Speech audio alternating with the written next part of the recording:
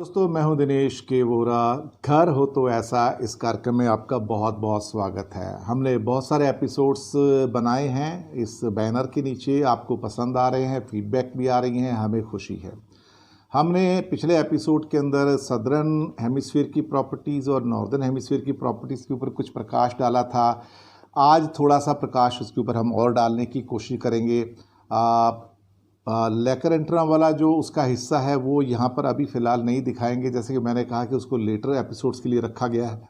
लेकिन कुछ चीज़ें ऐसी हैं जो इसके अंदर हमें जो टिप्स हैं आपके ऊपर वो बताई जा रही हैं। मैं एक बार फिर से आपको याद दिला दूं कि ये नॉर्दर्न हेमिस्फीयर और सदर्न हेमिस्फीयर की प्रॉपर्टीज़ होती क्या हैं। एक सबसे इम्पॉर्टेंट चीज़ ये होती है कि एनर्जी का मूवमेंट, जो मैंने एक एपिसोड में बताया है कि नॉर्दर्न हेमिस्फीयर में जो प्राकृतिक ऊर्जा है, जो नेचुरल एनर्जी है, उसका मूवमेंट जो होता है क्लॉकवाइज होता है। और जो सदर्न हेमिस्फीयर है उसमें जो सारा का सारा जो एनर्जी मूवमेंट है वो एंटी क्लॉकवाइज होता है। पर इसके बावजूद कुछ जो लोकल फैक्टर होते हैं, टोपोग्राफिकल या जियोग्राफिकल फैक्टर्स होते हैं, वो वहाँ पर भी कुछ कई बार ऐसी कंडीशंस पैदा कर देते हैं कि जहाँ पर आपको लगेगा कि ये प्रॉपर्टी है तो नॉर्दर्न हेमिस्फीयर में, but it's behaving like a southern hemisphere. कमाल की बात है ना। अभी मैं आज कुछ टोपोग्राफिकल फैक्टर्स की बात करूँगा, जो ज्योग्राफी है आपकी, मैं उसकी बात करूँगा कि जो धरती के अंदर जो आपके आसपास नदियां हैं, जो पानी है, जो पहाड़ हैं, तो आपकी बॉडी को छोड़ के क्या वो भी आपकी प्रॉपर्टी को उस दिशा में ले जाने का काम करते हैं? प्रश्न ये पैदा होता है। एक स्टेप तो ये हो जाता है कि हम लेकर एंट्रा से किसी भी व्यक्ति को, या उसके जो घर का मालिक है या होने वाला है, या उसके घर के मेंबर्स हैं, तो मेजोरिटी में उनको सबको चेक करके पता लग सकता है कि उनका बॉडी का ओरिएंटेशन किस साइड में है। अब देखिए, बॉडी का जो एनर्जी एक्सिस का ओरिएंटेशन है वो होता है, और ये या तो नॉर्दर्न हेमिस्फीयर की ओर होता है या सदर्न हेमिस्फीयर की ओर होता है। किस रूप में?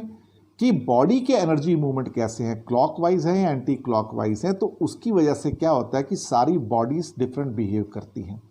जैसे कि बॉडी का जो एक बेसिक कंपोजिशन है वात पित्त कफ का, वो अलग होता है, ऐसे ही जो एनर्जी एक्सिस है उसका भी जो ओरिएंटेशन है वो अलग अलग हो जाता है। तो घर के काफ़ी मेंबर्स का लेकर एंट्रा के ऊपर चेक करके आप एक जनरल व्यू पॉइंट निकाल सकते हैं, जिससे आपको पता लगे कि आपको कौन सी प्रॉपर्टी सूट करेगी। क्योंकि बहुत सारे लोग अच्छी सपोज करो नॉर्दर्न हेमिस्फीयर में हैं और ये सोचे कि नॉर्दर्न हेमिस्फीयर में हमेशा नॉर्दर्न हेमिस्फीयर के रूल के हिसाब से प्रॉपर्टी बनेगी। ये गलत है। आपको बीच में बहुत सारे ऐसे एक्सेप्शंस मिलेंगे जहाँ पे लोग सदर्न स्टाइल के हेमिस्फीयर के साथ भी जो प्रॉपर्टीज है उसमें कामयाब हैं। ये विश्वकर्मा जी की संरचना कुछ ऐसी है और धरती की संरचना कुछ ऐसी है कि कहीं भी आपको यूनिफॉर्मिटी नहीं मिलेगी। ये बात बिल्कुल ठीक है। इसमें हम एक एग्जाम्पल लेना चाहेंगे। जैसे कि अब सदर्न आप हेमिस्फीयर तो समझ गए, ऑस्ट्रेलिया है, न्यूजीलैंड है, साउथ अफ्रीका है और लैटिन अमेरिका के कुछ देश हैं, और नॉर्दर्न हेमिस्फीयर में तो हम लोग हैं ही। खैर, अब जैसे कि एक हिस्सा लेते हैं भारत का कोस्टल एरिया। अब हम थोड़ा सा टोपोग्राफी के हिसाब से देखते हैं कि क्या कोई प्रॉपर्टी इंडिया में भी प्रोमिनेंटली सदर्न हेमिस्फीयर की प्रॉपर्टी हो सकती है, जहाँ पे किचन साउथ ईस्ट की जगह नॉर्थ ईस्ट में बनाया जाए। वैसे मैंने कल इसको एग्जाम्पल दिया था आपको केरला का, कि केरला को अंदर पुराने टाइम से, बहुत समय से उनकी प्रॉपर्टीज़ को सदर्न हेमिस्फीयर के टाइप से ट्रीट किया जाता है, और वहाँ पे किचन्स नॉर्थ ईस्ट के अंदर बनाई जाती हैं, जो पुराने घर बने हुए हैं। तो उनका स्ट्रक्चर सारा जो है नॉर्दर्न हेमिस्फीयर के बेस पे नहीं चलता है, सदर्न हेमिस्फीयर पे। उसको हमने जब वैज्ञानिक तरीके से डिटेल में जाके देखा तो हमने पाया कि उसके पीछे कुछ टोपोग्राफिकल जियोग्राफिकल रीजंस हैं। वो क्या हो सकते हैं, थोड़ा सा एक प्रकाश डालते हैं उस पर। आप देखेंगे कि भारत का जो नीचे का दक्षिण भारत का हिस्सा है वो नीचे से नैरो होता चला जाता है, और नैरो होता चला जाता है तो वहाँ पे दोनों साइड में समुद्र है। एक साइड में बे ऑफ बंगाल है जो ईस्टर्न साइड में, और वेस्टर्न साइड में अरब सागर है, अरेबियन सी है। कमाल की बात है कि अगर वेस्टर्न साइड में अगर ये हिस्सा मुंबई के आसपास से स्टार्ट होता है और नीचे केरला तक जाता है, तो ईस्टर्न कॉरिडोर के अंदर भी वो हिस्सा ऊपर समझिए कि बंगाल और उड़ीसा के साइड से स्टार्ट होता है और नीचे बिल्कुल तमिलनाडु तक जाता है, उसको कहते हैं ईस्टर्न घाट्स। और जो सारे एरियाज़ हमारे ख़ास तौर से वेस्टर्न साइड में हैं, जहाँ पे मुंबई और केरला है, गोवा है, ये हैं वेस्टर्न घाट्स। वेस्टर्न घाट्स को सह्याद्री हिल्स के नाम से भी जाना जाता है। अगर इनकी आप दूरी देखो समुद्र से, तो बहुत ज़्यादा नहीं, कई जगह 30-40 किलोमीटर है, कई जगह 20 किलोमीटर है, कई जगह 100 किलोमीटर है, कई जगह 80 किलोमीटर है। अब होता क्या है उसके अंदर कि पहाड़ों से जो समुद्र की साइड का जो हिस्सा है वो स्लोप जो है समुद्र की साइड में ही है।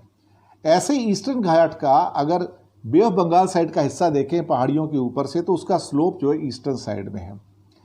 अब यहाँ पे एक कमाल की बात है कि जब स्लोप हो और स्लोप के साथ में सामने पानी का अथाह सागर हो और पानी एक बहुत बड़ा डिटरमाइनिंग फैक्टर हो, यानी कि फैक्टर को कंफर्म करने वाला, एनफोर्स करने वाला या मजबूत बनाने वाला, तो चीज़ें बदल जाती हैं।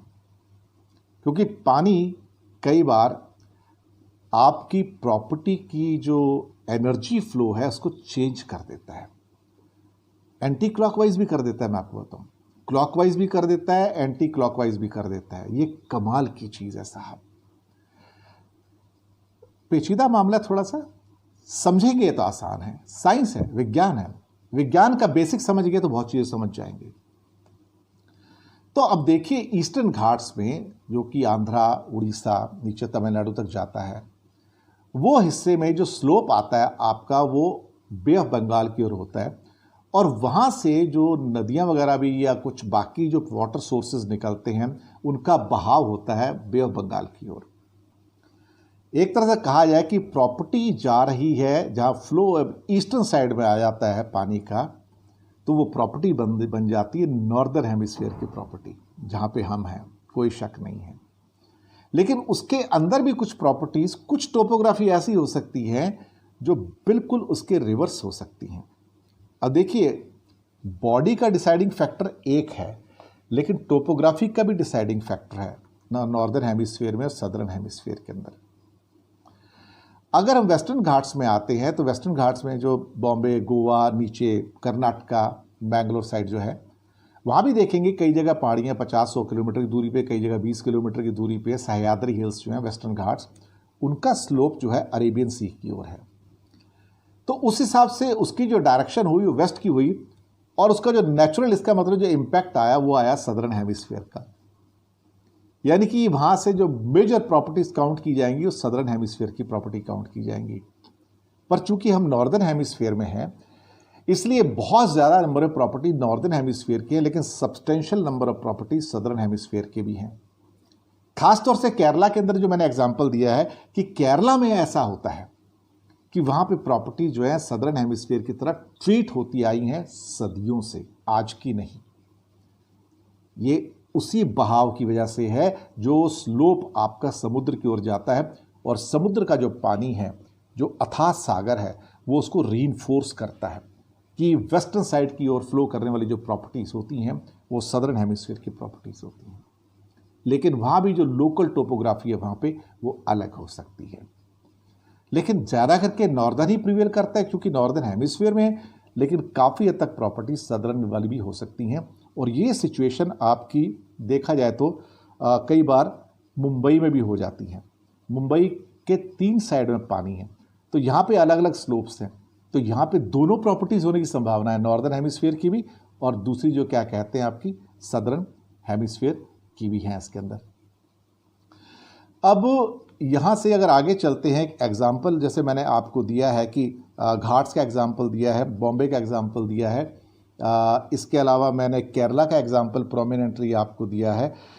और कई बार जो लोकल टोपोग्राफी होती है छोटी सी कुछ एरिया में, 1-8 किलोमीटर के एरिया में या समझो आधा किलोमीटर के एरिया में या 200-300 मीटर के एरिया में, 400 मीटर के एरिया में, वो भी आपको इम्पैक्ट कर देती है। यहाँ पे एक एग्जाम्पल ले लेते हैं लोकल का कि जिसमें कि आप ये कह सकते हैं कि मुंबई का एक फैक्टर है वाटर बॉडीज़ का, सामने जो लेक्स आ जाती हैं, और एक फैक्टर हम इसके अंदर लेंगे एक इलस्ट्रेशन के रूप में जो आपको एक कॉन्सेप्ट समझाते हैं कि देखिए ये कॉन्सेप्ट कैसे काम करेगा। पहले मैं आपको समझा देता हूँ, उसके आगे मैंने एक हाथ से ही एक उसका छोटा पिक्चर बनाया है आपको समझाने के लिए।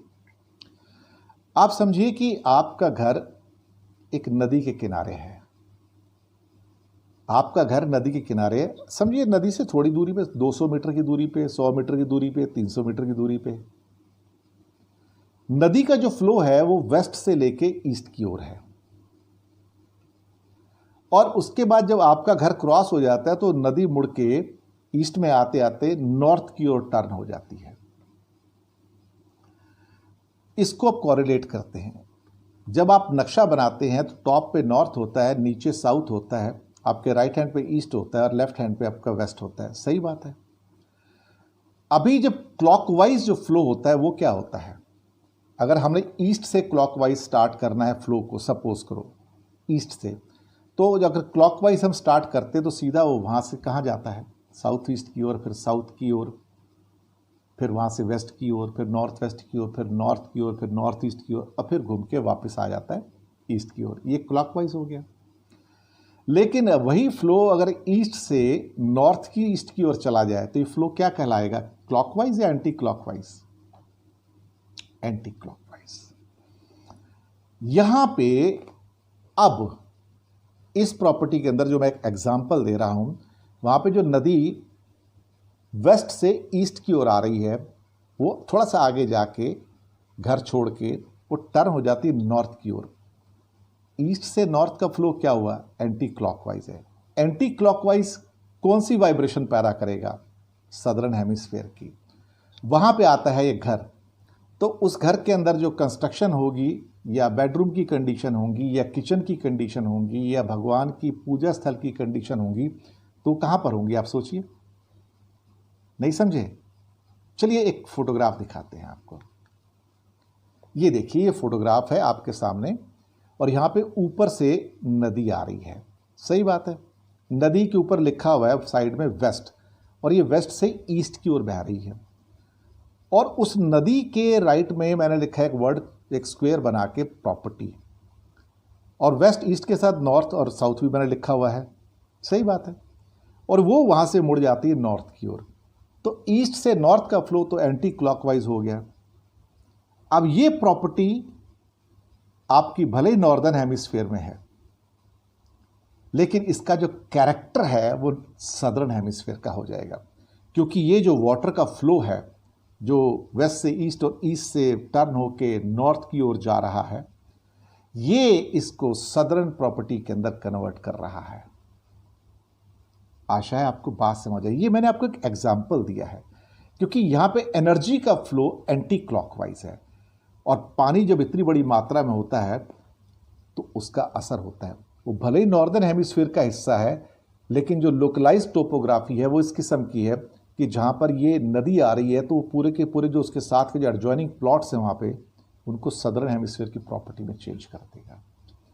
तो बॉडी अपनी जगह पे है, जो जिसको आप लेकर एंट्रेंस से चेक करके ये डिसाइड कर सकते हैं, लेकिन उसके साथ ही जो टोपोग्राफी है, चाहे वेस्टर्न घाट्स की है, ईस्टर्न घाट्स की है, या बाकी किसी भी जगह में आप जाइए, आप अमेरिका में जाइए, इंग्लैंड में जाइए, ऑस्ट्रेलिया में जाइए, ऑस्ट्रेलिया में भी आपको ऐसी प्रॉपर्टी मिल जाएंगी जो नॉर्दर्न हेमिस्फीयर की प्रॉपर्टीज़ हैं। तो ये टोपोग्राफी इसके अंदर एक मेजर पार्ट प्ले करती है। दुनिया में बहुत सारी ऐसी जगह हैं जहाँ पे एक बीच में एक अच्छी रिहाइश की कॉलोनी बनी हुई है, उसके बैक साइड में पहाड़ हैं, और उसके फ्रंट में या तो लेक है या कोई नदी है। आप सोच सकते हैं कि किसका इंपैक्ट आएगा, स्लोप कहाँ जा रहा है। नॉर्दर्न हेमिस्फीयर में भी होके वो प्रॉपर्टियाँ कई बार सदर्न हेमिस्फीयर की हो जाती हैं। है ना कमाल की बात। ऐसी ही बहुत सारी एक गूढ़ चीज़ें, गहरी चीज़ें हम आपको बताएंगे। तो इसलिए कभी ये मत सोचिएगा कि नॉर्दर्न हेमिस्फीयर में अगर कभी हमने सदर्न हेमिस्फीयर की प्रॉपर्टी बना दी तो हमें बहुत नुकसान हो जाएगा। ऐसा कुछ नहीं है। छोटा मोटा नुकसान हो सकता है, लेकिन सेट किया जा सकता है, उसको फिक्स किया जा सकता है, उसको करेक्ट किया जा सकता है। अगर आपकी कोई क्वेरी भी होगी तो नीचे मैं मेल एड्रेस अब देना स्टार्ट कर रहा हूँ, आप मेल कर सकते हैं, मुझसे बात कर सकते हैं। एपिसोड कैसा लगा बताइएगा, और ख़ास तौर से अपनी फीडबैक दीजिएगा। घर हो तो ऐसा कि इस प्रोग्राम के अंदर हम बहुत सारी ऐसी चीज़ें बताएंगे जो शायद आप तक बहुत मुश्किल से पहुंचती हैं। हम बात करते हैं विज्ञान की, हम बात करते हैं ऑथेंटिसिटी की, कि जो चीज़ आप तक पहुंचा रहे हैं वो करेक्टली आप तक पहुंच जाए। सही बात है। तो फीडबैक देते रहिए, हमारे साथ बने रहिएगा। घर हो तो ऐसा इस कार्यक्रम में, और सब्सक्राइब करते रहिएगा ये चैनल ज़रूर, और लिंक आगे ज़रूर भेजिएगा। धन्यवाद आपका बहुत बहुत। जल्दी मिलेंगे अगले प्रोग्राम में।